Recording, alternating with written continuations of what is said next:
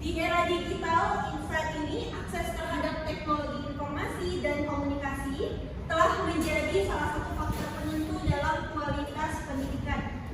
Pandemi COVID-19 yang melanda dunia sejak tahun 2020 mempercepat pergeseran ke pembelajaran online, namun juga mengungkapkan ketidakmerataan akses terhadap teknologi di berbagai lapisan masyarakat. Kesenjangan ini dapat dilihat dari banyaknya siswa, terutama dari keluarga yang kurang mampu, mengalami kesulitan dalam mengikuti pembelajaran jarak jauh karena keterbatasan perangkat dan koneksi internet.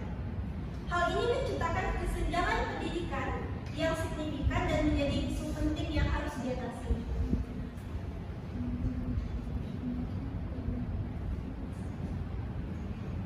Fakta pahit mengenai kurangnya fasilitas teknologi bagi sekolah-sekolah di pelosok Indonesia menjadikan hal ini tantangan bagi peserta didik maupun tenaga pendidikan dalam menjalankan aktivitas pembelajaran. Mengapa isu ini perlu kita angkat? Isu kesenjangan akses terhadap teknologi perlu diangkat karena dampaknya luas terhadap pendidikan dan pembangunan sumber daya manusia.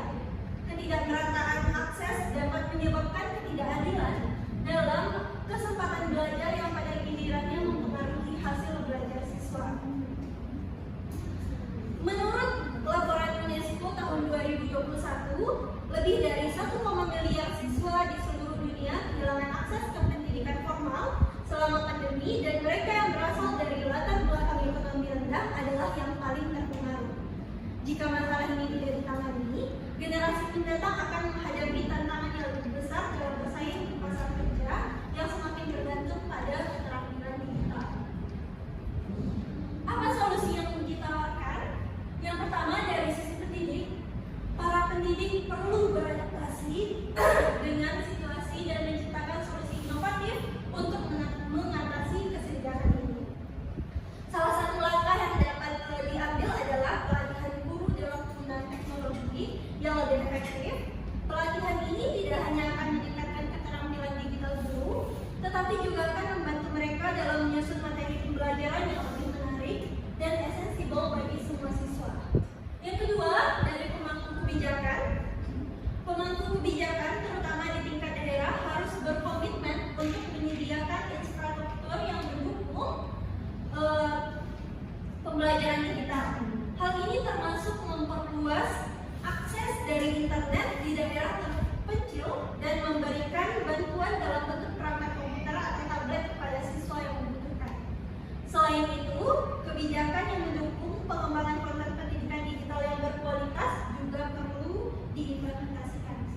Yang ketiga, dari pemerintah memiliki peran kunci dalam mengatasi isu ini dengan mengalokasikan anggaran yang cukup untuk pendidikan dan pengembangan infrastruktur.